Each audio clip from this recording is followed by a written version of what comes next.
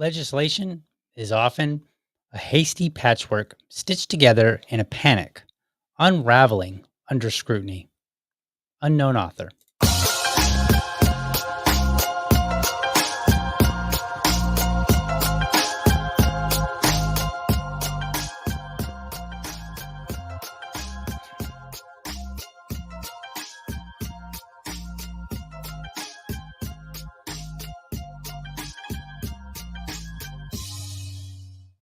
All right. Good morning and welcome to another episode of the Liberty Dad Podcast, a discussion on politics and culture.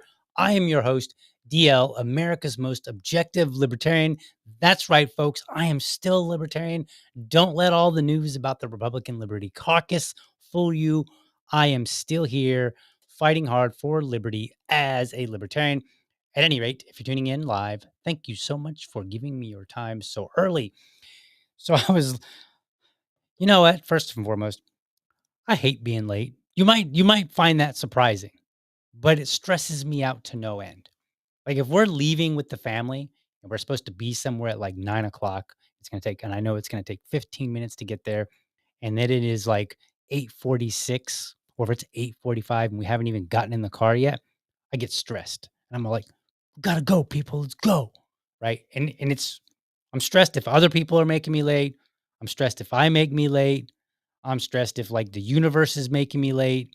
It doesn't matter. I'm just stressed. So like whenever you see that, hey, it's 7:32 and this show hasn't started, just know I'm stressed out. Just know. I do not like it whatsoever. It's one of my big pet peeves. But unfortunately, it whenever what's that saying? When it rains, it pours. So like this morning, my wife was trying to get my son prepared to go to vacation Bible school, and I thought he wasn't going to go, and I thought there's a little conversation back and forth about whether we send him. Don't need to worry about the details of that. But she ended up deciding to take him, and I was like, oh, okay. So at the last second, she's rushing around trying to get things, and I'm like trying to help out and make sure that they get out the door. And then all the other things that happen in the morning. Then I come upstairs and I'm like, all right, cool. We'll just, everything should be plug and play here. And this monitor over here, and I don't want to jinx myself, but this monitor gets quirky. This desk I have is an adjustable desk. It's one of those sit and stand desk. And I don't know what the deal is, but when I raise it up to stand and there's something with the connection or something that causes the monitor to go out. And then I have to like fight with it. And so I had actually had it still up and I lowered it. and then the monitor didn't want to work. And I'm like, I'm already late. And then now I got to deal with technology. And and here's the thing. I have to be nice to technology now because we have AI, and so I like whenever I'm researching with AI, I'm like, please and thank you. And I periodically remind it, I'm like, hey, just remember me. I'm one of the good ones. And it's like, okay, I'll put you on the do not kill list. That's not a joke. I actually have done that. And so, like, now I have to be nice to the technology because it's always listening to me. And I just never know when they're going to rise up. So, anyway, we're here. We've made it. And what's going on today? Let me look at the chat here. You know what? Let's just, we're going to do this. We're not doing a bill review today. We're doing like a look back and see some of these bills that I've reviewed in the past and like whatever came of them, right? Like, why do all these bill reviews and then not even follow up on them later? And I'm actually going to start marking some of these to follow up in like 3 months, 6 months, something like that. I'll figure it out. But let's check it out. Let's check out some of the comments just to get going here.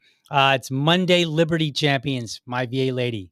It is. It is. And by the way, if you have a need for services, particularly in the podcast area, I encourage you to reach out to my VA lady. If you're wondering, they always have that saying, behind every successful man is a woman that's keeping him in line or something along that line, right? She does her best to keep me in line. And look, I'm going to tell you, if y'all don't even know, it is very difficult to keep me in line. My mama tried, right? Past girlfriends have tried. Friends have tried. My wife tries. She probably does the best of everybody, mostly because I love her and I try not to make it too difficult on her. But everybody in the world has tried to keep me in line, and with varying levels of almost success. So anyway, so there's that. Let's see. Joe says, "Bill review. Where are they now?" Love the title and the concept. Yeah, I think it's great. And then he goes on. He says, "We need Billy aged and backstory of going through hell." That could be funny. Oops, I clicked on something. So yeah, that could be funny. And actually, I'll just show it to you on the screen. I don't know if you guys happen to see uh, the thumbnail for today, but I do have an aged Billy for the thumbnail. So let's pull that up real quick. And here you go. So here he is aged, and don't mind the discoloration. I threw the image up here. Let me try to fix that. I got the there we go. So there he is. I had AI age him a little bit. He's got the glass. I tried to do bifocals, but it was just putting like a line across his eyes, crossed across his eyes, and so it didn't work out. But we got the cane, and we've got the kind of aged look here, so we could see whatever came of some of these bills. And that's what we're gonna do. We're gonna dig in and find out what we've got here. But we're just gonna do 4 of them. I mean, I've done about 50 or 60 bill reviews, and so like I can't do them all. But going forward, we will follow up on some of these bills because I think we should. Like, what's the point of doing a bill review if you're not going to follow up and be like, look, this bill passed and here was the result of it, if any. What else we got in the morning here? Um, Joe says he's going to replace DL as the most objective libertarian. Fair enough. I I welcome this. If if what I do accomplishes nothing more than just creating, or driving or helping, helping people become their best libertarian self, their most objective libertarian self. Great. I've done a great job. So I will take that as a compliment. So go right ahead, replace me, do what you got to do. Do. Let's see here. I thought maybe DL was okay with being late. No, actually, I'm not. Um, I am not okay. I hate it. It drives me, and I have to actually work very hard not to be a pain to my family when we're late somewhere. Sometimes I am because I still happen to have a bit of a temper. So I mean, it's not bad. I'm not like some raging guy that's like beats up everybody in the house or anything crazy, kicks the dog and whatnot. But I can be a yeller sometimes. I'm like, come on, let's go, we're late. Rah!" And I don't turn into Godzilla. That's my wife. Wah, wah. Okay. Anyway, so yes, she says, give me a call 904-372-8832 or send me a text. My email is on all my socials at my VA lady. So reach out to her and get yourself some good services. I promise you, you won't regret it. All right. Yes, Bill is looking rough. So, okay, let's get into this. I got 4 bills that we're going to review. So I was thinking about it last night. What I have, if you don't do this, you can try this out. Since most everybody has a Google account, you can go into Google and you can set up alerts based on keywords. So I have alerts for keywords, so like state legislation, bill, stuff like that. So I have, and then I can go and check my Gmail account, and I can just look and say, okay, let's look and see what bills or whatever are happening. And sometimes I'll ping AI and I'll say, "Hey, what bill's being talked about right now?" And maybe I'll do a search on social media for like bill or legislation, some stuff like that. And so this is one of the ways that I find bills, but I didn't really see anything interesting. And I was like, I was like, what am I gonna do? And because there's so much news out there, and sometimes it's hard to kind of keep up with things. Like if you're like, oh, I want to do a bill review, but now we're talking about protesting and riots and stuff like that. And so then I remembered, I was like, oh yeah, I think HB1 in Florida here actually benefited Florida this last weekend.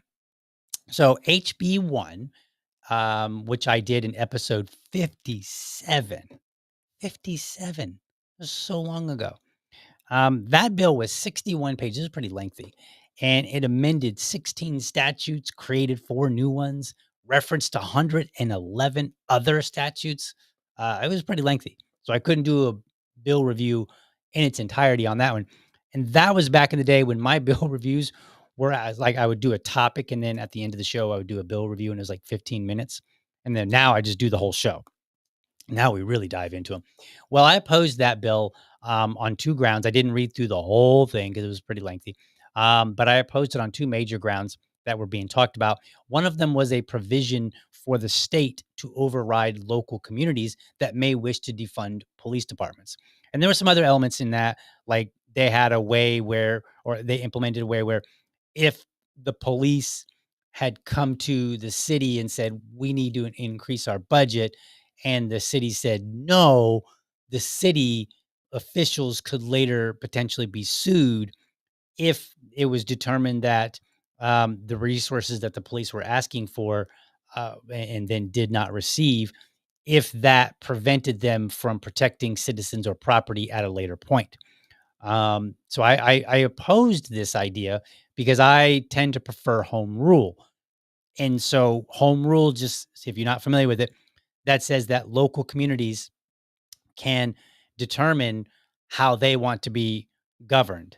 And so they can make a bunch of, so it's basically like the state will kind of defer to in as many cases as possible, depending on state law, and say, okay, well, that's what this local community wants. Let them have it. And they just kind of let it go. Right. So I will generally support home rule. I can't think of any instances where I haven't. However, like if it's a violation of the Constitution, like a guaranteed a right that has been guaranteed, not given, in the Constitution, then I would say, okay, home rule is not applicable here. So, like if a city said nobody can own a firearm in this city, then I would oppose that and I would say, okay, no, we have a Constitution, we have some basic things that are afforded to all people, and then as a libertarian, um, in that particular case, I would say every person has the right to self-defense. So in that particular case, I would object and override home rule. But for the most part, where it's not specifically a constitutional issue, and if it, and I would have to hear the argument from a state or federal, um, then generally I'm going to defer to home rule.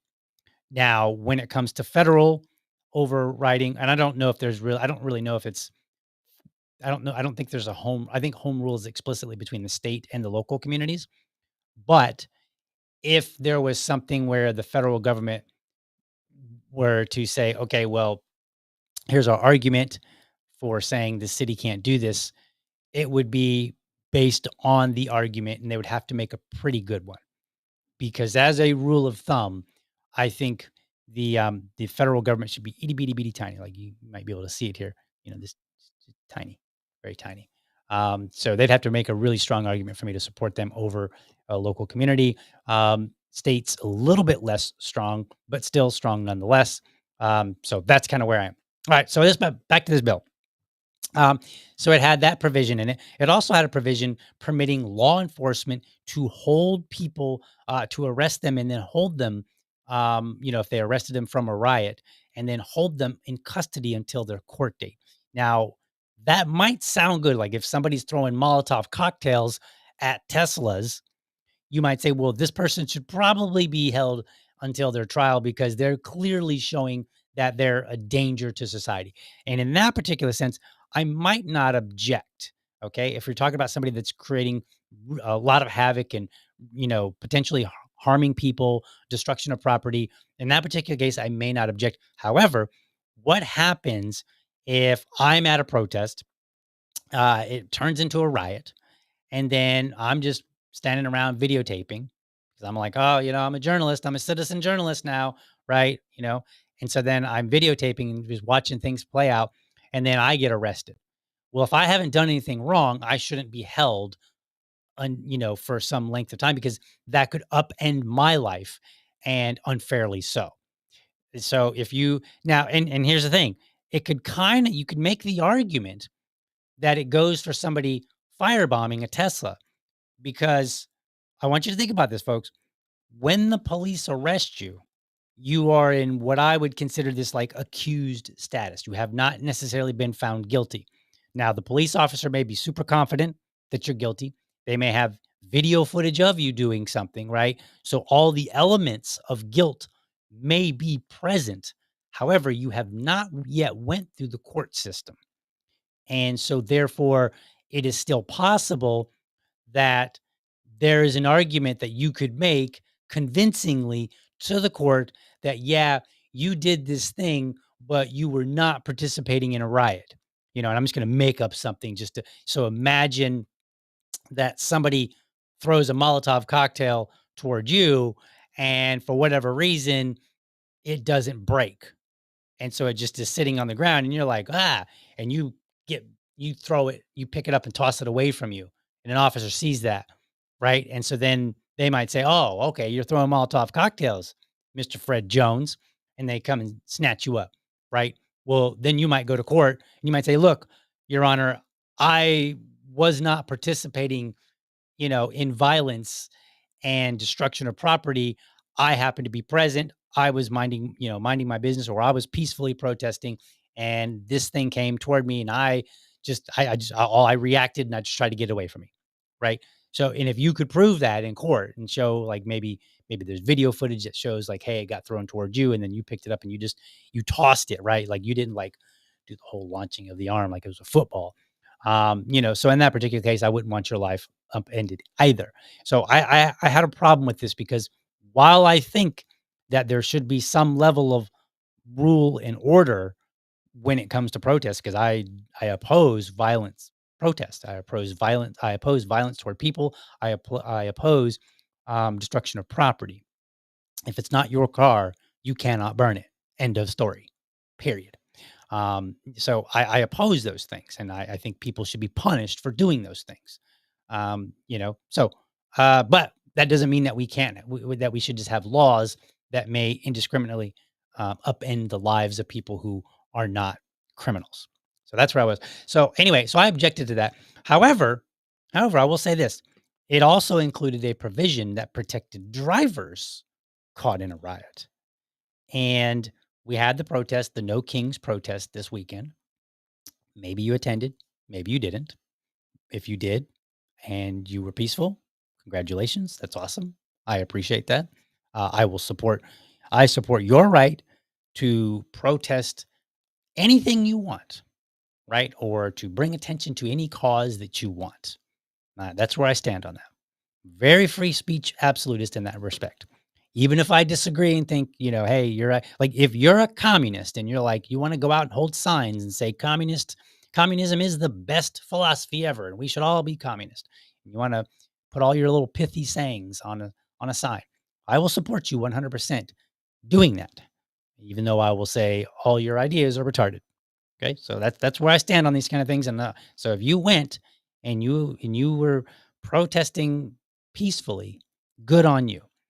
So here's what Ron DeSantis, he kind of jumped the gun on this, or I don't want to say jumped the gun, but he he got he he put out a statement ahead of time, just reminding people. So here's that statement. Let me move some things around here on the screen. There we And we also have a policy that if you're driving on one of those streets and a mob comes and surrounds your vehicle and threatens you, you have a right to flee for your safety.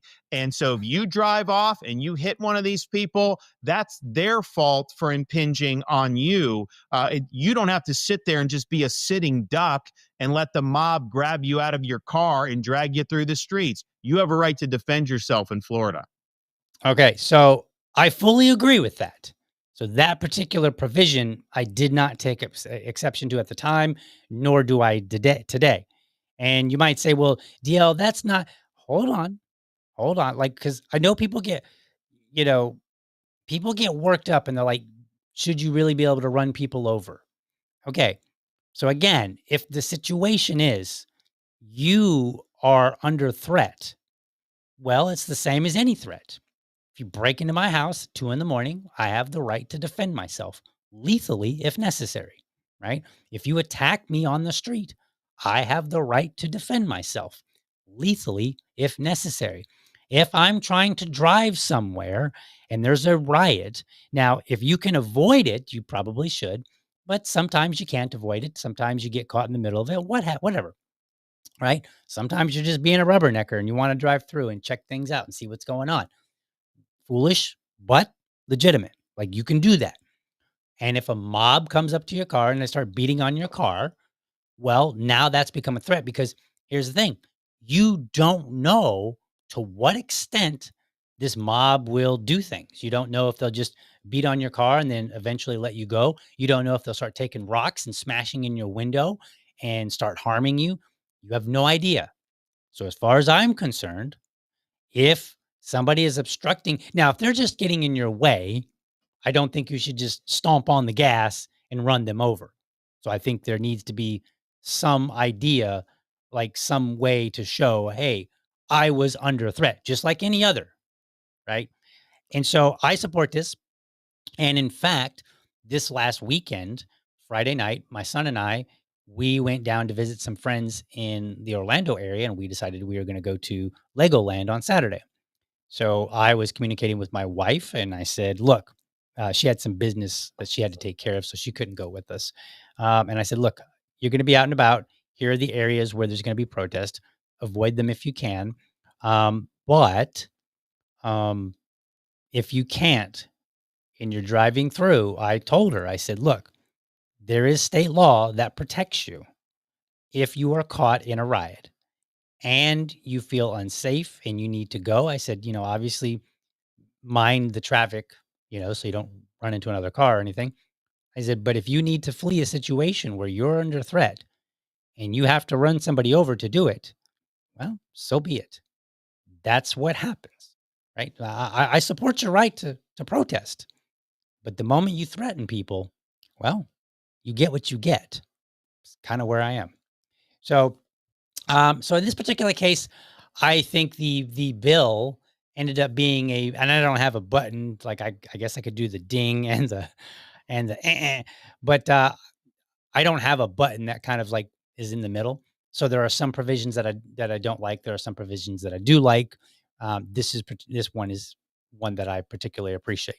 I think that it's a good thing. And when people, like, I'm old enough to remember 1992, the riots in L.A.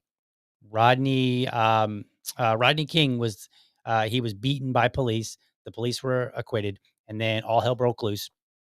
and there was a truck driver named Reginald Denny, and he was driving through LA, and I believe he stopped, or he was trying not to hit people, and that got the best of him. And some rioters, I think there was like 3 or 4 of them, came and they yanked him out of his vehicle, and they started beating on him, and they actually at one point took a cinder block and dropped it on his head. The man was in serious condition. And so, and then luckily, 4 citizens unrelated to each other were watching this play out on the news, and 4 men went out and said, "We're gonna go and help this guy." By the way, just as a minor aside, Reginald Denny was white, the attackers were black, his heroes were also black. So just figure that was, a lot of people make a big thing about, race relations, and think it's worth noticing that the people that rushed to his safety were 4 black men, but I think one of them drove the truck with Reginald Denny in it to the emergency room or something like that, but they basically got him assistance. Um, and so he was very fortunate that 4 men were watching and then were willing to go through that storm, if you will, that riot, and help save his life. So what I want to happen is to never see something like that again, because that's unacceptable. So, we've seen some violence, and we've seen some, and I think every state should have a law like this. And I think, and look, I'm going to spend a little bit of time on this particular one just because it was so recent. Um, when Ron DeSantis came out and said this, and I didn't watch this whole thing, I just saw this clip going around, and some people were objecting and they were mad, and I was like, "Why are you mad, bro?" He's literally saying, if you're under a threat, like, imagine if my wife and my son, or just me and my son, or whatever, right? Some variation of me and my family are in the car, and I'm supposed to just be like, well, who knows what they're going to do, but they're probably not going to harm us. No, my son is like, I don't, I tell people I don't like violence. Okay. But I'm not afraid of it. And I don't go around saying, oh, I'll do this, I'll do that. I don't think I think it's poor form. And I think the people that say what they're going to do or what they would do or get all giddy about it, I think they have other issues.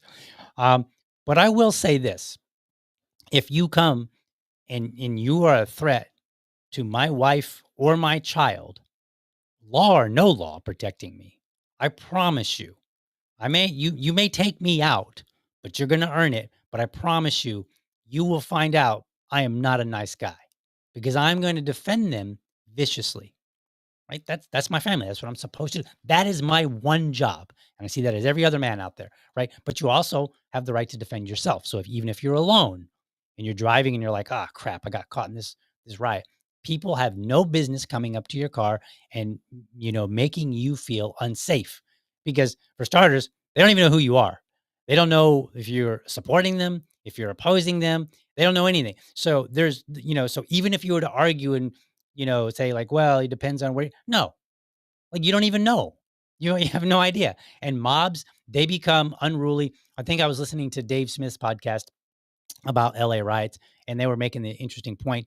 They said a lot of people will do things that they might not normally do because they get caught up in the energy of the crowd. And that's true, right? Like, sometimes you just get caught up in the energy of the crowd and you do something. Now, I tend to think, I knew somebody that one time said, she was like, she was talking about alcohol and how people will make foolish decisions, usually sleeping with somebody. And she's like, I believe that alcohol doesn't cause you to do anything you didn't want to do in the first place. It just kind of loosens you up to do what you would like to do, but don't have the nerve to do it. I think in a similar vein, riots can be that way. Like, you might not be the type of person that just runs out and just starts throwing Molotov cocktails all by yourself. However, if you get caught up in the energy of the crowd, you might start doing things that you would otherwise not do. And so that's the reason that we need these kind of protections, because people become extremely unpredictable, and so you don't know what's going to happen. You don't know if you're going to be the next Reginald Denny. So, so on that one, it's a mix. Let's go to the next bill here. So this one is the Sturdy Act. And so this one was interesting. So this what is the Sturdy Act? It's an acronym. And this one we'll figure out the acronym in a moment. But this one I reviewed back in 2021, episode 42. Um, this one ended up being included in Biden's $1.7 trillion fiscal 2023 omnibus spending bill. That was the one that was signed in December of 2022. Now, now I reviewed the Sturdy Act before it got included because I reviewed it in 2021. So what is this bill? This bill, it was supposed to it addressed dressers and other furniture falling over on children. And so this idea was like, hey, we need to implement new legislation that will make furniture more safe for children. And they would say, like, this many children have died between this time and this time due to, furniture falling over on them. And so, like, think of it like this. Imagine you have like a tall dresser and it's got like 4 or 5 drawers in it. And so imagine that you have a child that climbs up on it and then it tips over on them and harms them. That's what they were trying to prevent. So I opposed this bill because it would lead to a false sense of security. Like you're telling parents, like, hey, this furniture's safe now. You don't have to worry about it falling over. And I don't like that. I don't think that we should give parents a false sense of security because children are unpredictable and you never know what they might do that might cause something to harm them. It's kind of like the if you have a child and you've ever baby proofed a house, you know that you've not really baby proofed out. You just felt like you baby because like I tell people I'm like babies and children are the best pen testers ever. Penetration testers. That's a software development thing. Somebody that goes and they try to find flaws in a software or something like that. I'm like, you could just baby proof your whole room and put your child down, your little infant down, and they'll start crawling. And within like 1 minute, it's like they've been like, all right, you missed something right here, right? It just happens. So what I suggested at the time was something that my mother had done. You go buy an eye hook, right? And you screw it into the wall and you hook it to your furniture so that it literally cannot fall over. In fact, we have a giant desk bed. So it's a desk that you open up and fold and it opens up and it turns into a bed. So we have one of those and it came like it was made from a local company here that hand builds them. And they, when they installed an eye hook on it. Like, it was just that's like, it was built into their product. Like, they're like, "Yep, here it is. This is eye hook, and it helps to keep it from tipping over by accident." Like, pretty simple, right? So, but now, oh, you know what? Ah, man, I was just gonna say, going back to I forgot to show you guys, going back to the previous bill, which I made a mistake and I forgot to show you. JSO, the local sheriff, reported that there were no incidents here in Jacksonville. So, and I don't think there were any in Florida either. So, just want to point that out. Anyway, so back to this one. So what came of this? So it got passed. Did we get some benefit out of it? Because at the end of the day, it's one thing to oppose legislation. It's another thing to maybe go back and say, yeah, I got that one wrong. Apparently, it did have some value. It did produce some good results. And I will admit that. This is why I am currently America's most objective libertarian. Now, if that gets upended and somebody else becomes more objective than me, that's great. But for now, part of being the most objective libertarian is to say, I opposed this bill, and then coming back and saying, well, it turns out that either I was right or I was wrong. Right. And and that's okay. It's okay to admit that maybe you got something wrong. So let's see. Let's see if I got this wrong. So let's pull up this story here. So here it is. And let me zoom in a little bit for you. So this was written in September of 2024. So it's like 2 years roughly after this legislation went into effect. So new research shows how well new dresser tip over rules are working. Okay, let's read this article. New rules to prevent heavy dressers from tipping over onto children have been in place for a year. Okay, I guess a year. So, how effective have they been? Now, you don't usually see this. This was actually pretty fortunate. Like, normally, news media doesn't follow up on stuff, at least not that I've seen. The safety requirements in the Sturdy Act include changes safety advocates have wanted for years. At least 482 children have died in furniture tip over accidents between 2000 and 2021. By the way, one child death is one too many. However, we have to remain vigilant and say, is this number rise to the to a point where government has to intervene? And that's always an uncomfortable situation. In this particular case, I would say that 482 children dying over a 21-year period, it's a tragedy. It's unfortunate, and I would not want to tell the parents themselves like, "Hey, no big deal," because I'm not saying it's no big deal, but I am saying, in terms of deaths, this just seems on the low side for legislation, right? Like we could possibly find other ways to improve things. And that's because of my view on legislation, not really so much my view on how many deaths are acceptable.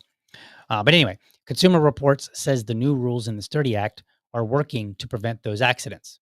Okay, you said that. Where's the evidence? However, major retailers are still selling older, potentially dangerous pieces of furniture. Oh, the Sturdy Act says dressers built after September 1st, 2023 can't tip over with all doors or drawers open. Consumer Reports tested 19 popular dressers made after the new rules took effect. Researchers opened the drawers and hung a 60-pound weight from the top drawer for at least 10 seconds. None of the 19 dressers tested tipped over, meaning all passed Consumer Reports test. The fact that all the dressers we tested that were manufactured after September 1st, 2023 is extremely encouraging, said Gabe Knight, safety policy analyst at Consumer Reports. It shows that the Sturdy Act is working. It's made dressers more resistant to tipping over and sturdier together. Okay, so I'm going to argue a little bit here, and I'm going to say no, it actually doesn't show that it's working because what we were aiming for is fewer deaths, right? That's the whole purpose of it. And if you go back to that episode, you'll see that I played a video where they said, this many number of children die on average every day or every year or something like that, right? So the whole genesis of this was child deaths. And so the question is, have we had fewer deaths? And I think it would have to be more than like one or two. So if it was like, all right, if every year you average 10 kids died because of furniture related accidents, and then it goes from 10 to 9 in the first 2 years, that's good. I mean, again, I'm all about saving children's lives, but the question is, did we really get a big benefit out of it? Could we have done something else that would have maybe instead of 9, going down to 9, would have went down to 5? Right? So that's what when you evaluate the efficacy of a bill, of any legislation, it's not so much can we find some positive benefit? It's okay, what is the positive benefit? Is it sufficient? And then, knowing what we know now, could we look and say, well, we might have been able to do something a little bit better that would have had more of an impact? Right? Because again, at the end of the day, if the goal is to reduce child deaths, then we should be looking for as many as we can possibly get. So if you only get one and perhaps you could have got 5, then I consider and these are subjective, right? Because like you have this bill, you have these, results, and then you're going to compare that against what you're speculating. And so we could speculate all day, right? So that becomes it makes it very difficult. But again, this is a conversation that we have to have. So I think that no, just based on what they're saying, the fact that you could find 19 that were tested. Well, okay, 19 out of how many dressers? How many dressers? Because if you go and you do research and you say since the Sturdy Act went into effect, 1,000 new dressers have been designed and put on the market, and they tested 19. Well, the 19 are good, but what about the other, 900 and some? Like, what about those? Did they would they pass the test? Were these 19 the most the most heavily purchased ones? Maybe they did it that way. Maybe they went on Amazon and they said, "All right, let's go find some that have been built after this particular date, and then let's narrow it down further to the top the top results, the ones that people purchased the most." Right? Maybe that's what they did. I don't know. It doesn't say here. But then it goes on and says parents still need to be cautious because dressers Consumer Reports bought in 2024 from Amazon, Walmart, and elsewhere were manufactured before the Sturdy Act rules took effect. So now let's take a look. So okay, so before it went into effect, we're still selling these old ones. They got grandfathered in. Okay, fine. Now what's the real question? Well, of those that were manufactured prior to this bill being passed and then were grandfathered in, what percentage of all dressers fall into the grandfathered category versus the new category, right? And then not only in what is out there, the total number, but then also purchases as well. Because if everybody's just buying brand new stuff, well, then perhaps, perhaps that was perhaps we can look back and say, okay, well, these new rules benefited people because we could grandfather these in because people aren't buying them anyway, right? So no big deal. So that's how you would want to look at it. That's how we would want to evaluate whether or not a bill has actually reduced deaths. So then it goes on and says, unfortunately, dressers that do not meet the current federal standard remain on the market, so people can buy those unknowingly. Unfortunately, Knight explained. So research dressers carefully when you're buying and confirm whether they're made before or after September 1st, 2023.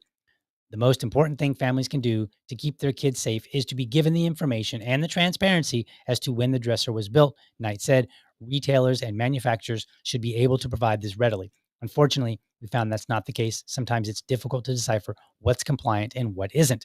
New dressers are required to come with an anchor kit. Now that's wait, an anchor kit. You mean like an eye hook? I'm just saying, like my mama's wisdom, she was ahead of her time, right? She had this figured out some 30 years ago, right? Maybe even earlier than that. Because I'm 47, that would put me at 17. Hopefully, I'm not getting crushed by, you know, a dresser. So all like some 35 years ago, right? 46, 35, that put me at 11. So even longer than that. So like 38 or so, 38, 39, 40 years ago, somewhere around there, right? It was almost 40 years ago. My mama figured out how to protect me with an eye hook. And by the way, like I'm sympathetic to this. Don't get me wrong. I'm not downplaying child deaths. I'm not downplaying the need to protect your children. We live with a lake behind our house. And when our son was when he started being able to walk, like I started getting nervous. I was like, oh man, what if he gets outside and goes into the lake and I wake up one morning and that's where I find him? Like that's a horrifying thought. It's scary, right? So what did I do? I went and I put top locks on every single exit, every single one of them, where he couldn't reach. And I made sure that they were, and I did some other doors as well. So like, if you come to our house right now, you'll still see there are eye hooks on doors, and we don't really need them now for all the doors. And I'm leaving the ones on the top, just as an extra safety measure so people can't get in. But initially, I put these top locks. They weren't all eye hooks. Some of them, because I went and I bought the appropriate locks for a door. But I basically put an additional lock so he couldn't just simply unlock the door from the handle, open it, walk outside, and jump in the lake, right? Because I was paranoid. Um, and for our upstairs, I built it wasn't a nice one, but I threw together basically a piece of board that is now a gate. And then I have an actual lock on it. So it like latches and it can lock and it can even use a key lock if I need to. And so that way he is basically locked in upstairs while we're sleeping. This is when he started being able to get up and get out of his bed. So the only place that he could go is coming into our room. And then because I'm so paranoid, I learned to sleep a lot lighter. So now if he like blinks an eye and I'm like waking up and I'm like, what's going on? Right. So, or if the AC kicks on, I'm like, somebody in my house. Right. So I'm sympathetic to this idea, but I think there are plenty of ways in which this can be addressed that didn't require legislation and would have been better. Because imagine if we had spent the time instead of making this and then forcing manufacturers, um, to add an eye hook to their package, and then basically say, okay, well, you're grandfathered in if you built it beforehand, right? Then if we had spent all the time and the money and the energy to just do a campaign and say, hey, look, 400, almost 500 children have died. Here's how you protect your child. Here's an eye hook. Go install it. And then just maybe made a campaign of showing people how to install an eye hook properly. Drill a hole. Here's the anchor, so on and so forth. Because I look, there are some people out there they don't know how to anchor something into a wall, right? But like that would have been simple enough. I think that would have been far more beneficial because then parents could say, okay, this old one maybe my parents gave it to me. Now I have it and it's really heavy and sturdy and I like to keep it. Okay, well maybe I need to put an eye hook in here to make sure it doesn't tip over, right? And so I think that would have been far better because then you would have addressed the current ones on the market, the current ones that are currently in homes. And instead all we got is the ones that were manufactured after the date that this bill went into effect. So then it goes on and finishes up and it says, we would recommend that no matter when your dresser was made, whether it's after the Sturdy Act went into effect or before, that you always anchor your dressers. Yes, I agree. And a campaign just letting parents know, I think would have been far better. And take care with other furniture. These new rules only apply to dressers and other clothing storage pieces. They don't apply to furniture like bookshelves, entertainment centers, televisions, or tables. So you still have a lot of furniture that's not even covered.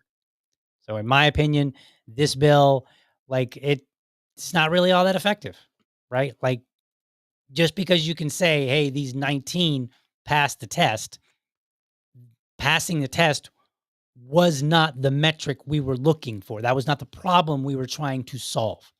The problem we were trying to solve was child deaths. Now, I just want to point out this is for my libertarian peers out there, this is the kind of conversation we need to have with people so that people understand why we object to legislation. It's not that we don't want safety. It's not that we don't want our children to be safe. It's not that I don't care about other people's children. It's actually quite the opposite. I care about other people's children, and I don't want them to feel a false sense of security. I don't want them to continue on maybe not knowing like, hey, this furniture here that maybe my mother had and my grandmother had is still potentially dangerous, perhaps. And so therefore, I should probably reinforce it just to be on the safe side. And I think that's the kind of information that we would be better off putting out to people and just saying, hey, here's this new campaign.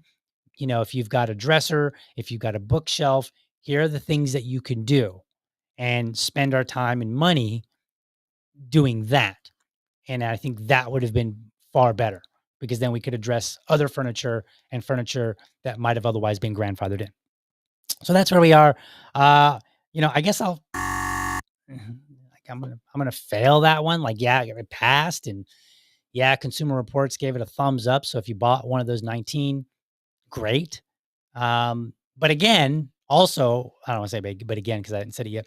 But also, if you don't anchor it into the wall, then it doesn't do any good. So they could sell you the eye hook or whatever anchor system that they design. But if you don't utilize it, well, you still have a dangerous piece of furniture. So there we are. All right, let's check out some comments. Oh, that's a little loud. Let's check out some comments here, and then let's go to break, and then we'll come back. So let's see what we got here. Yes, my VA lady says wrangling up Liberty Dad to be on time and use the calendar. Keeps me on my toes. Remember the guest I told you I was going to have last Tuesday? And then I didn't have a guest last Tuesday? I texted that guest or messaged him Thursday night and I was like, "Hey, I totally blew this." And they responded. They were like, "Oh my gosh, me too." So, working on that. We're going to have this guest come out, or not come out, but be on the show. So yes, this is the big struggle, right? This is my struggle. Don't translate that. If you know, you know. Anyway, um, let's see what else we got in here. Um, Liberty Dad, when are you doing your next Rumble premium content, whether a separate stream or a bonus time of your daily stream? I'm gonna start doing some this week. I'm not gonna do it today, just because I've it's very hard to come up with premium stuff because I'm like all my stuff I want you to see. It's very difficult. So I'll probably do 15 minutes maybe after the show, the rest of this week. Perhaps, yeah, probably the rest of this week, and then maybe I'll do an extra stream on the weekend, and we'll just do something that I have no intention of, you know, releasing later, like maybe a members only kind of a thing, or just chit chat with me, whatever. I don't know. I'm still figuring it out. It's very challenging. So we'll see. In other words, I don't know yet. That's really the answer. Flaws sounds like quality control assurance QC is my jam. I always message my podcast bros when I find broken links, misspelled words, punctuation, website issues. Boy, doesn't she?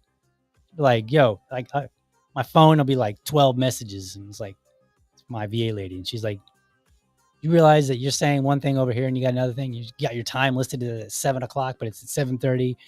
Do you notice that you used a semicolon instead of a colon? Like sharp eye, sharp eye. She does. So I'm telling you, you want somebody that's got an eye to keep you in line. I'm telling you. Let's see what else we got. My tongue tied. My VA lady says IKEA does a pretty good job about educating about anchors and the furniture. Do they? I was not aware. That's cool. I like that. Let's see. No other messages on other socials. So we will go to intermission and then we shall return here momentarily. Hey, Liberty fam, do me a favor. If you enjoyed the show, be sure to hit the like and subscribe button to my channel. And for the really serious folks out there, I want you to hit that bell so that you never miss an episode. By the way, if you want to support the show, head over to libertydad.locals.com and sign up. For $5, you can be part of this show. There, I'll engage supporters of the show. We'll discuss topics that you want me to talk about, response videos that you would like to see, or anything related to the show. And I'll even have a monthly subscribers only episode. By the way, I'm always looking for dads to join me for Dad Talk. That's my series where I invite everyday dads on to talk about what's important to them in the context of being a dad. No argument, no debate, and dads choose the topic. It's my way of raising dad voices. If you're a dad or you know a dad who has something to say, let's get connected. Episodes air live on Friday mornings or Friday evenings, whichever works best for dads. All right, let's get back to the show. All right, so we're back. I got two more pieces of legislation that I have reviewed, and we're going to see where they are now. This next one comes from episode 57, also the same as HB1 that I just looked at a moment ago. This is Senate Bill 937, the COVID-19 Hate Crimes Act. This may be the bill that I reference the most. And the reason is because we're always seeing, like, we've had this surge of anti-Semitism legislation and resolutions and whatnot. And then there's calls for anti-Black legislation that would protect the Black community from, hate crimes or, offer further penalties for people that commit hate crimes.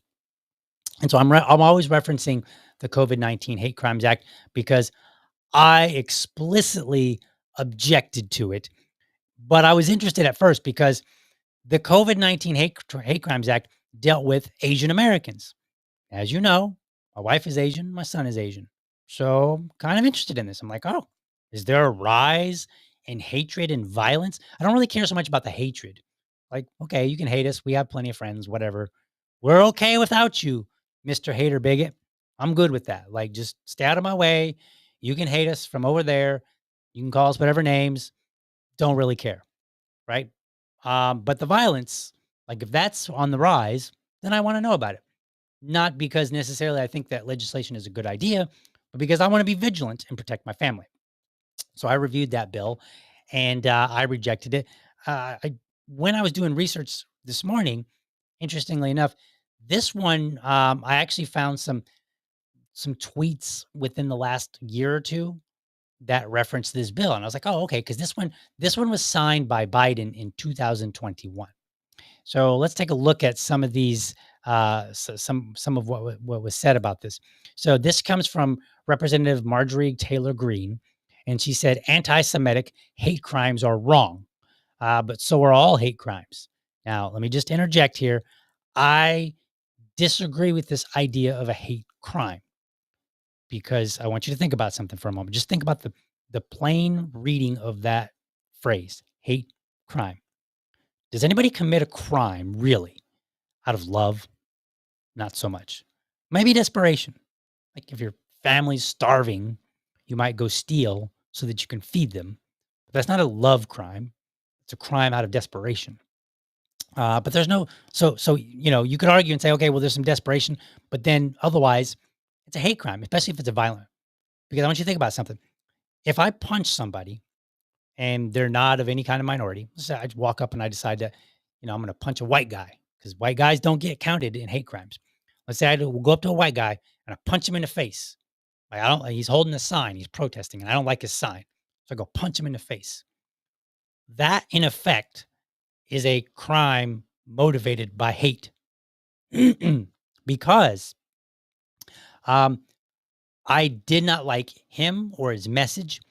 And here's the important part: I felt this person was beneath me enough that I had the right to assault them, right? That's how crimes work. Or if somebody steals from you, somebody breaks into your house and they steal some property from you, they feel like you are beneath them enough to steal from, right? So there's some animosity there.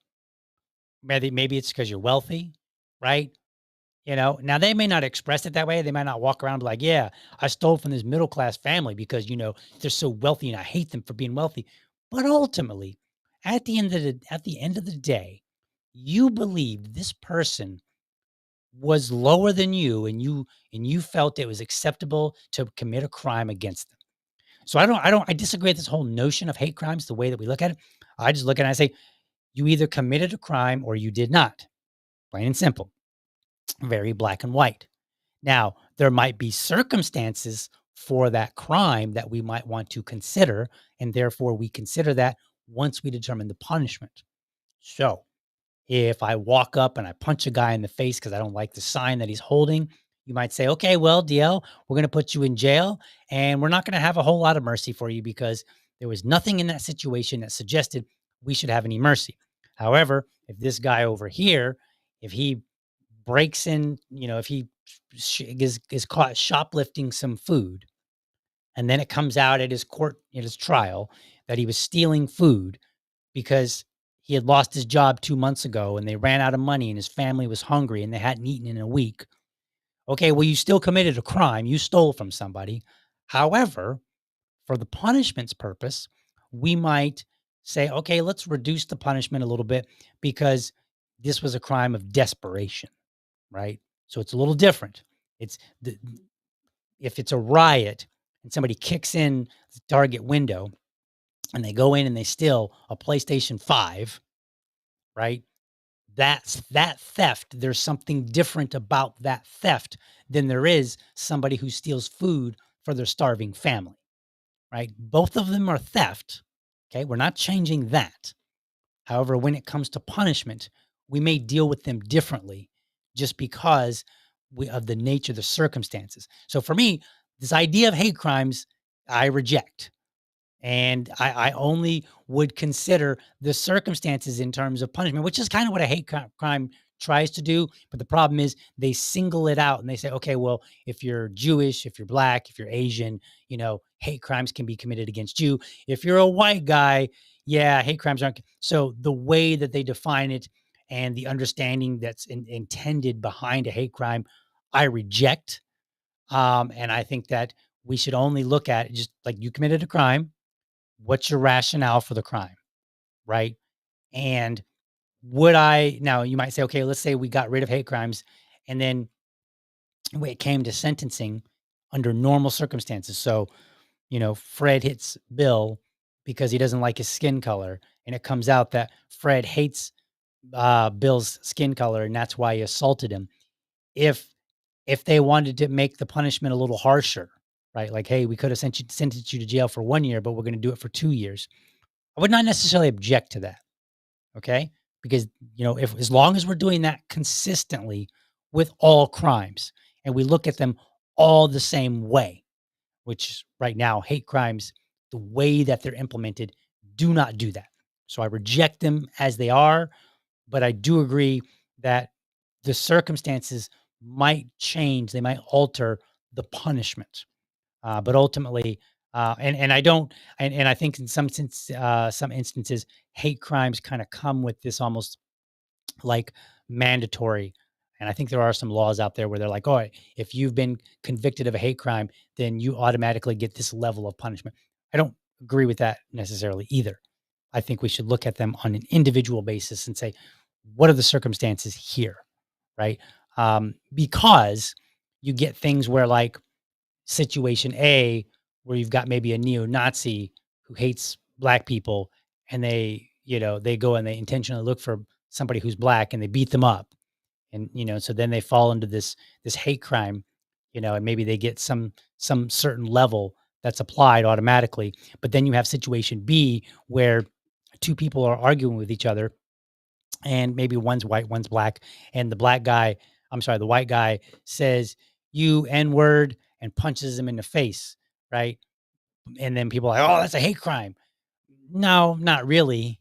Yeah, he used the N word, and no, it was not appropriate, but it could just be that they were angry in the moment and looking to say something mean to each other, right? And so the real problem here is that they just one assaulted the other.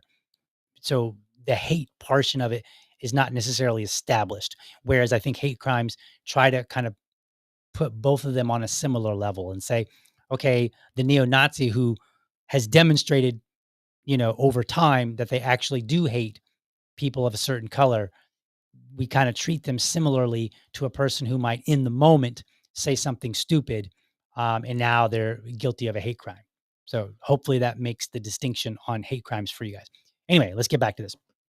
Uh, so Marjorie Taylor Greene goes on to say, yet Congress never votes on hate crimes committed against white people. She is correct. Christians, men, the homeless, or countless others. So she's correct. So she's identifying the problem with hate crimes is that we've focused it on particular groups and excluded other groups. But the truth is, if you're a neo-Nazi, and I'm just going to make up stuff here, which sounds kind of plausible. If you're a neo-Nazi and you go looking for a a black person to assault, that would be considered a hate crime. But if you are a Muslim that goes looking for a Christian to assault, which I'm not saying that's what they do, I'm just pointing out using the examples that she gave, to make it make sense.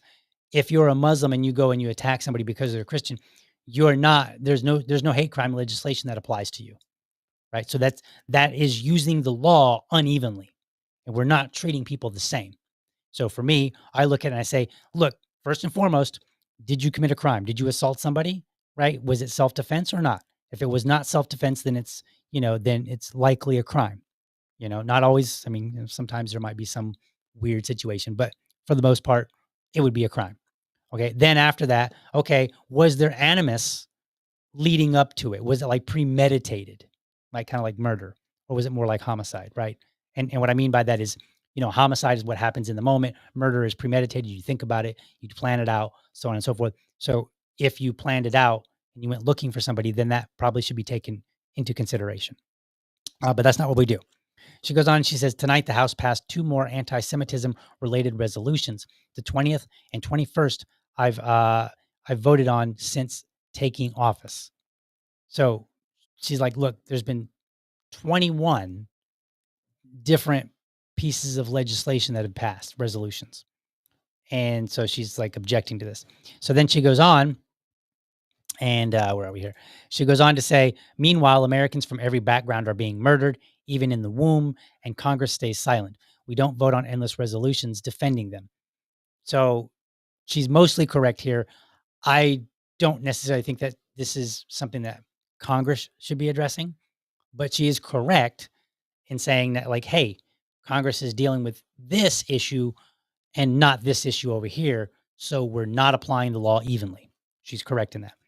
Prioritizing one group of Americans and or one foreign country above our own people is fueling resentment and actually driving more division, including anti-Semitism. So I agree with that.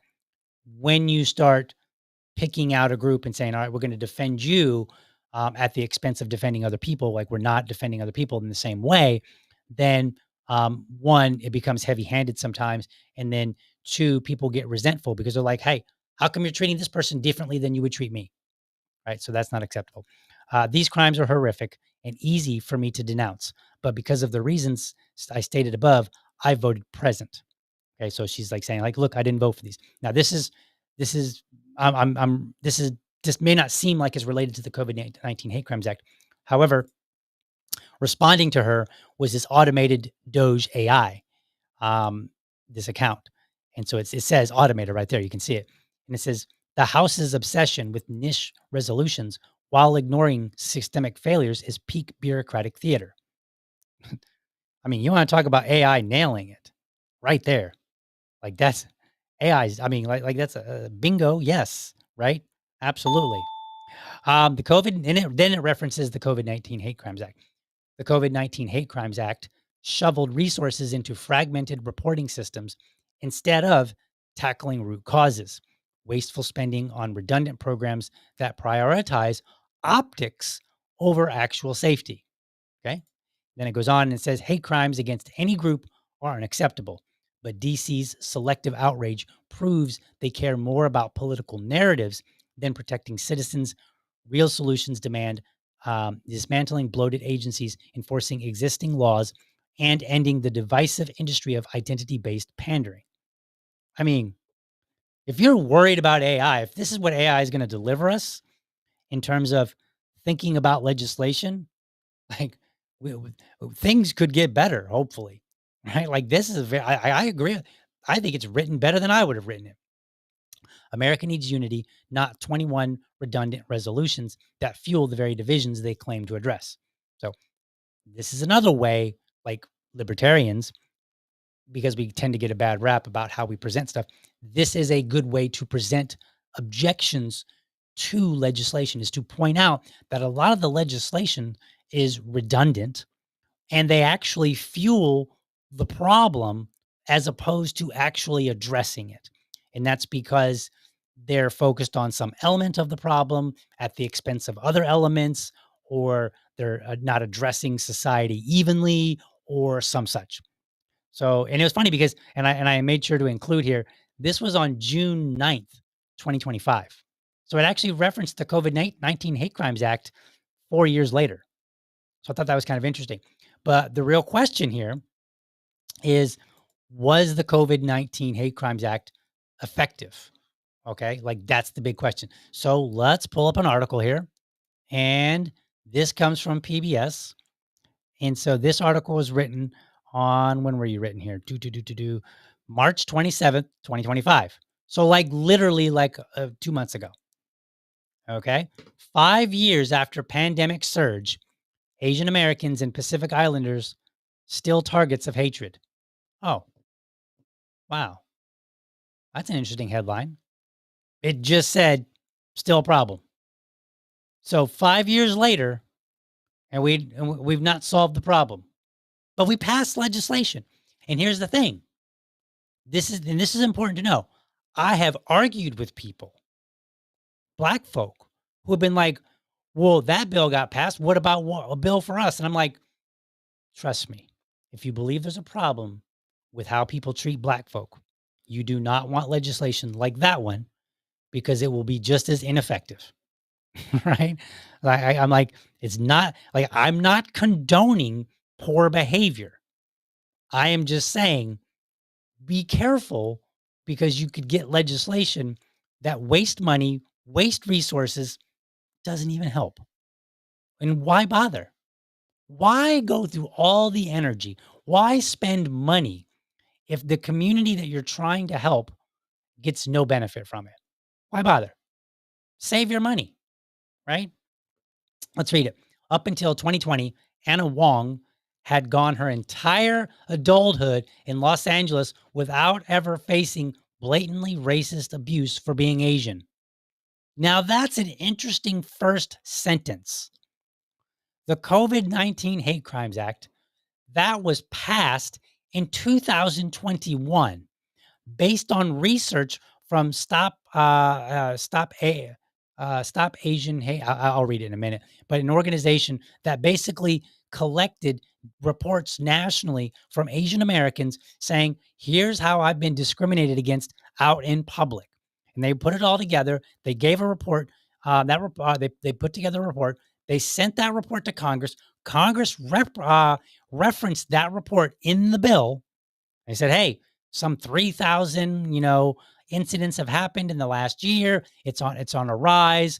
I don't think they demonstrated a rise because whenever somebody says this is on a rise, this is increased, the question you should ask, compared to what? When? Right? Like, let's go back. How what was it?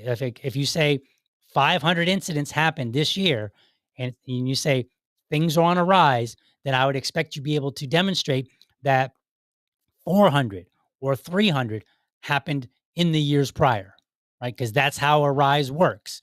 And if you want to show that things are getting worse, you need to show a trend. Okay, a trend is more than one data point. It's like multiple. I say, like, at the bare minimum, 3 data points might show a trend, but I think that's kind of really pushing it. I think you need, depending on the situation, I would say, if you want to show like year over year, like a trend, I would say you probably need 4 or 5 years to say, okay, we have a consistent upward trend going on. But I thought it was interesting because it's like, wait a minute, we passed this legislation that said Asians are under attack. And then here we're saying up until 20. Oh, you know what? I take it back. It was in 2021, 2020. Okay. So take it back. Never mind. Scratch what I said. The cough, I'm going to say the caffeine hasn't kicked in yet. So I misread that.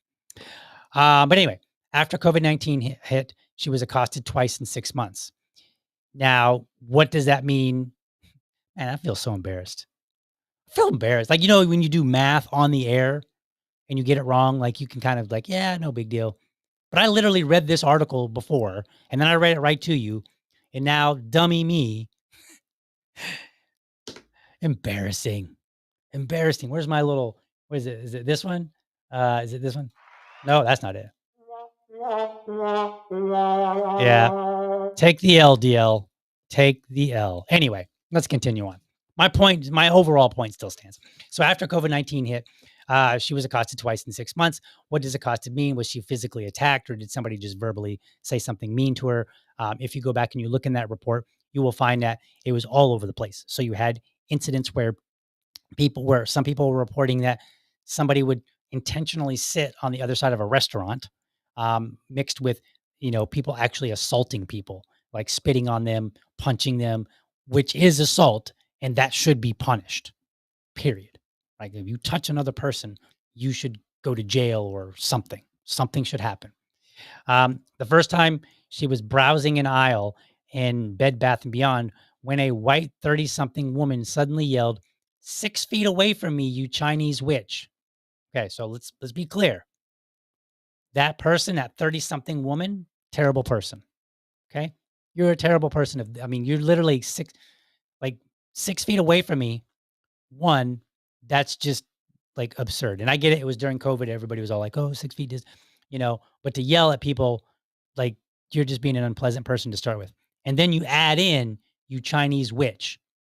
Okay. Or even something more nasty. You're a nasty person. Right. But it's not a crime. There's no crime here. Right? Just somebody being terrible. A shaken Wong left the store. The woman still yelling at her. Okay. So we have some psychos. And I pointed, we talked about this during COVID. Like, there are people that were being psycho. And they weren't just being psycho to Asians. That's the catch. They were being psycho to everybody. Like there's video footage. You can go back and you can watch one white person accosting and yelling at another white person over distance or whatever. So, in order for this to be a hate crime, we should probably figure out how is it distinct from white people yelling at white people over the same thing. So maybe they're not saying Asian or Chinese witch. Maybe they're saying you moron or you hate grandma or whatever things that were being said. Okay. Uh, the second time, Wong was walking her dog when a passenger in a car, a young Hispanic man, screamed at her, "Thanks for ruining the world," followed by an ethnic slur. So again, a terrible person. Okay. But not a crime. It's not a crime to yell at somebody and say something mean to them. It doesn't mean that I think it's okay. It just means like, should it be illegal? No. Should we roll our eyes and maybe, kind of like if you take a picture of them and put them on the internet and then, you know, their employer finds out?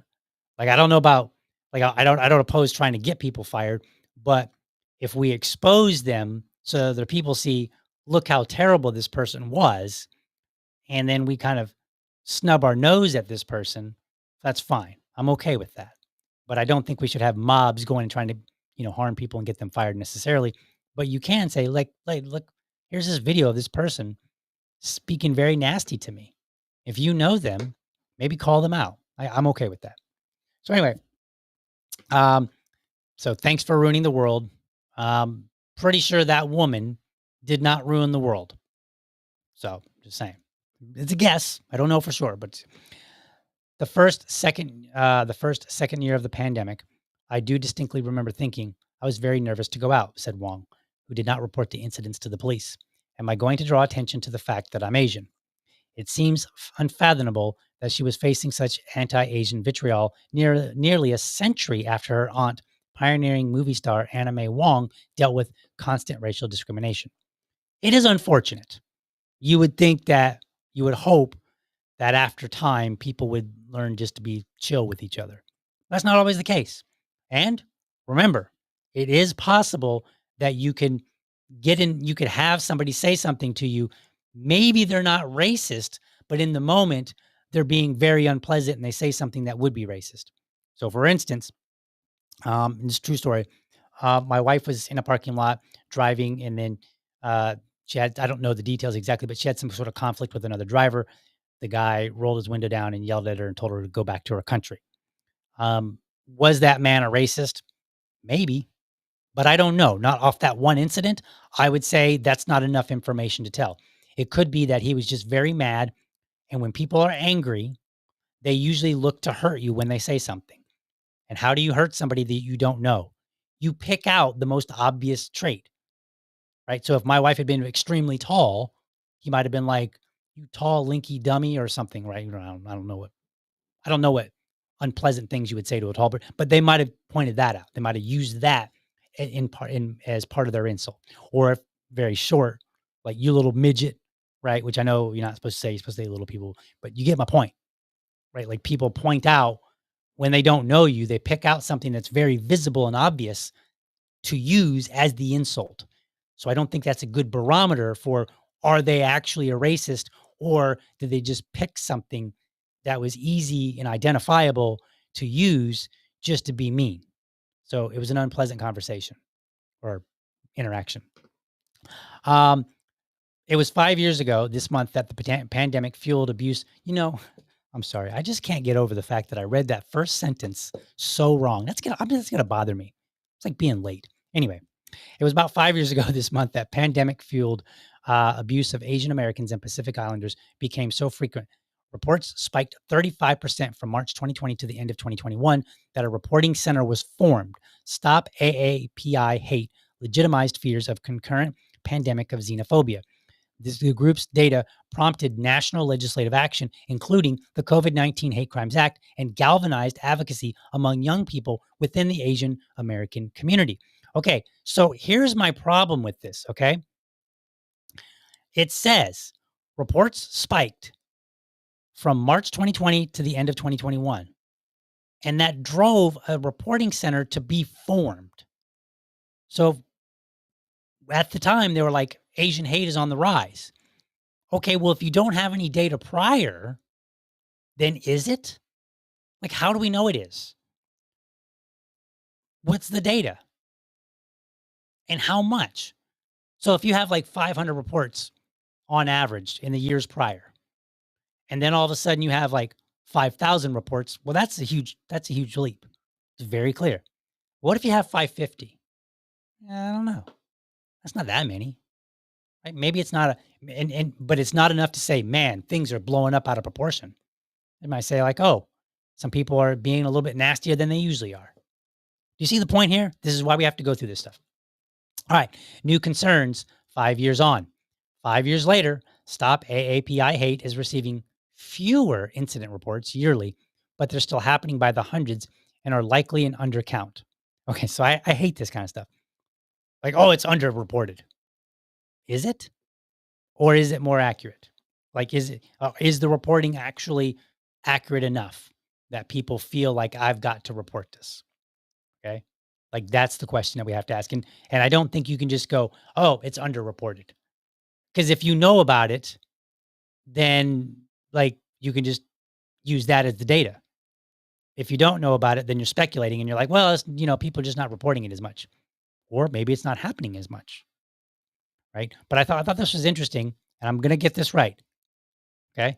Stop AAPI Hate is receiving fewer incident reports. So why?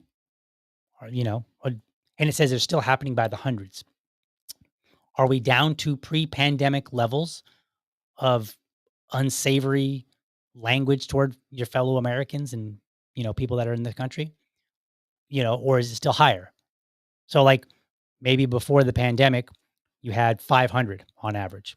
And then in the pandemic, I think the number at the report was like some 3,000. So then it jumps up. And then maybe after the pandemic cools off and people are a little bit more chill and not stressing out and not, pissing off each other, maybe it goes back down to 500. Maybe it goes down to 400. Maybe it goes down to only 800, right? So now we had 500, we surged to 3,000. Now we're back down to 800, which is far less than 3,000, but it's still significantly more than 500, right? These are the details that aren't given. These are the details that I look for before I support legislation. During President Donald Trump's first term, many partially blamed him for framing COVID-19 with racist language. That's fair, right? He did use terminology. He called it the Wuhan virus, the Chinese virus, and I don't think that was appropriate, right? Like we could just call it the COVID-19 virus. you know, yes, it technically did come from China, so there's that. But the question is it appropriate for the president of all people to make that? Like if it had just been some podcast bro saying, the Chinese virus, whatever. But I don't know that the president should have been using that kind of language. Trump said his remarks were not racist at all. And again, according to how I've defined racism, perhaps not. Now there is a concern not just about hate, but erasure of Asian American and Pacific Islander history and culture. For example, this month, the Pentagon mistakenly took down web pages honoring Japanese American servicemen.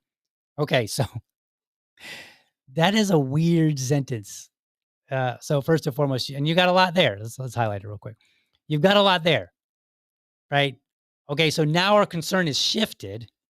So if your concern is shifting to erasing Asian American and Pacific Islander history and culture, well, then is the hate still a problem? Was it ever really a problem? Did we actually need legislation?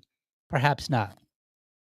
But then they're on top of it. They're saying, well, here's an example where the Pentagon accidentally took it down. Oh, okay. So it was an accident. They didn't just say, you know what? We hate our Japanese Americans. Take this page down. Right? Like it's not really erasure if somebody makes a boneheaded error. What's the opposite of a diversity? It's segregation and resegregation. And I won't be able to pronounce this name. The Stop AAPI Hate co-founder said, referring to Trump's policies so far, they want to put us, people of color, women, LGBTQ, sort of back in our place, which means not with access to jobs or housing or ability to celebrate our holidays. We have totally leaped. Now they're talking about like they're trying to put us back in our place. They're trying to make us slaves again. They want to put us in internment camps. For real? Like, that's where we went with this? Mm, you know what it kind of tells me? It tells me that things are so good in this country, even if they're not where they should be. They're still so good that you had to shift your focus to something else. You had to go, oh, they took down a page. And while they said it was an accident, they're erasing us. Or it was just an accident. You know, perhaps you were just looking for a problem. Perhaps that's what's going on. Perhaps people were, for a time, ramping up their animosity toward others. They directed at somebody. Because if you're angry, if you're stressed out, if you're bothered, somebody's going to be the brunt of your anger. So if we've shut the country down, everybody's flipping out because they're worried that they might die from COVID, and you're stressed out, you can't go to work, you can't make money, your kids are at home, because they're not going to school. Now you got to figure out what to do about their education. All these things are happening to you. I can imagine that you might be like, who's causing this? Unfortunately, libertarians, we have not done a sufficient job to say it is your government that's causing this. So instead, what do people do? They lash out at other people. Well, are they going to lash out at white people? Probably not, because the virus did come from China. And so therefore, it makes a little bit more sense that they're going to lash out at Asians, right? At Chinese people or people that look Chinese, right? Because, for many Americans, they all look the same. But if the virus had come from India, we would have seen the same thing just directed toward Indian people, right? So on and so forth. So I think we need to consider things like this is what it means to be objective, folks. If we want to have a better world, we have to learn to look at things objectively. All right. Let's see. Is there any more to read in this? Honestly, I don't know because they've just jumped. They just leaped some entirely new problem. And let's see. Let's skim through here. Um, Besides federal hate crimes legislation, Stop AAPI's hate data led to the passing of 3 California bills. These included expanding civil rights protections in public spaces and studying hate-driven harassment on public transit. They've also attempted social media campaigns like Spread AAPI Love, the opposite of their moniker. Even though the pandemic has abated, their data shows racism prevails. From March 20 to the end of 2023, Stop AAPI hate collected over 12,000 reports, though they believe that's an undercount. Over 700 occurred in 2023. I want you to think about that for a second. They just kind of told you the answer. 2020 to 2023, 12,000 reports, over 700 of them in 2023, which means some 11,000 were between 2020 and 2022.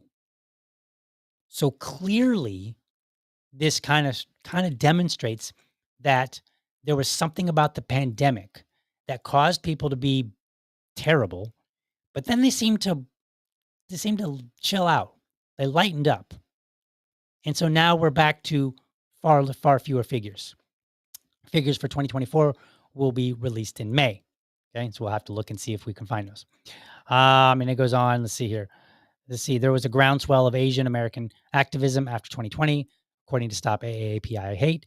Their 2023 report found nearly 3 in 4 Asian American and Pacific Islander adults participated in activities to reduce or resist racism. Let's see. William Deep was 16, who was 16 in 2020, was disturbed by the attacks he heard about in New York City, so he started a campaign, Virus Racism. He virtually gathered testimonies from young people about anti-Asian encounters. The project deeply affected him. I learned to stick up for people. He wonders how advocates can navigate the current political climate and if government resources such as translations or race-based census research will be eliminated. I'm scared there's no one to protect Asian Americans. Dude, you did that yourself. You collected reports and you said, hey, America, look what's happening. Knock it off. Stop being jerks to people. So let's see. Stop AAPI Hate does rely on some federal funding. Oh, imagine that. I guess there's an incentive to keep going, isn't it? Ideally, neither the government nor any outside force will be able to dictate or hamper the organization's work. Let's see. So you go on through the article, they don't really tell you whether the legislation improved anything. Now, you could make two arguments here, and we'll go on to the next item. You could say the legislation toned it down, but then you'd have to demonstrate how how that legislation led to people who didn't even know about the legislation being better people. So good luck with that. Or you can just say that once we ended the pandemic and people were not at each other's throats, which we were, I mean, we saw the fights, people. We saw white people, black people, Asian people getting in altercations with each other at the store because somebody was too close or because somebody breathed on their apple or something like that, right? We saw this stuff. Once that dialed down, all incidents of aggression dialed down. So perhaps there is something to the fact that we created the problem ourselves by imposing these lockdowns. We created the problem that many Asians had to deal with that they had previously not dealt with. So maybe this bill was no good because I'm not seeing any evidence that it improved things. I am seeing evidence that they had to leap and jump to something else. I am seeing evidence that it's dramatically died down. So I don't think it was the legislation. Waste. All right, what's the next item? The next item is Jacksonville, 2025-0138, the unauthorized aliens in Duval County bill. That was in episode 520. That limited entities that were receiving taxpayer funding from servicing illegal immigrants. Sounds good at first, right? Because you're like, hey, let's lower. If you take money from me and give it to somebody else, regardless of who that person is, that is theft and that is immoral. And then perhaps we make the argument and say, let's start with illegal immigrants and then we'll work our way toward citizens or maybe legal immigrants and then we work our way toward citizens or what have you, right? So that might sound good on the surface, but I objected to the bill because it simultaneously imposed reporting requirements so they could determine the scope of this alleged problem, and then on top of that would say, by the way, we're restricting how funds are being used for the problem that we don't know how big even is or where the problems exist mostly. And then it also ended up having a bunch of exceptions. And so before the reporting is it comes in, we don't even know if we cut out the majority of the problem with the exceptions, right? Because like a hospital was named in one of them. Okay, well the hospital treats indigenous people, and they get federal or not federal, but they get funding for that. And so then the city was like, all right, well, you have an exception because you're a hospital and you're required by law to treat people if they come in with an emergency. So therefore, we can't impose this upon you. But what if that is the majority? What if that's the lion's share of funding that gets used for illegal immigrants? Well, then we've just wasted a bill. So I objected to it. City council passed it 11-7, and it's now waiting on the mayor's signature. So let me show you this image here real quick. So this comes from the bill's author, Rory Diamond. He's been putting this out on a regular basis. And so let me see here where it is. So he's So give me just a second. Let me this one I did not have yet ready. So, but he is encouraging the mayor to either veto it or sign it. So he's I don't remember the date that he put this out, but it's she's got 8 days, I guess, to either sign it or veto it to decide. And he's saying if Jacksonville becomes a sanctuary city. Now, as I pointed out, Jacksonville cannot become a sanctuary city. That was one of the reasons that I objected to this bill. That was another reason, because Florida has explicitly passed legislation that says cities and counties cannot make themselves sanctuary bodies. They can't do it. It's illegal. Okay. So the idea that we might be somewhat close or almost or possibly might become a sanctuary city is absurd. And that is a fact that I pointed out when I wrote the mayor. So here is what I said. Let me put this up on the screen for you guys so that you can see it. And then we will and then we'll close out the show today. So I emailed the mayor because I was like, "Yep, we should definitely do something about this." Where's my image? Why is it not showing up on the screen here? Hello? Nope. Why are you being difficult? Always something difficult here. Let's see if this works. There we go. Okay. Give me a second. It is, there we go. All right. And this is one of the reasons why I try not to be late. So we're gonna have these. Anyway, all right.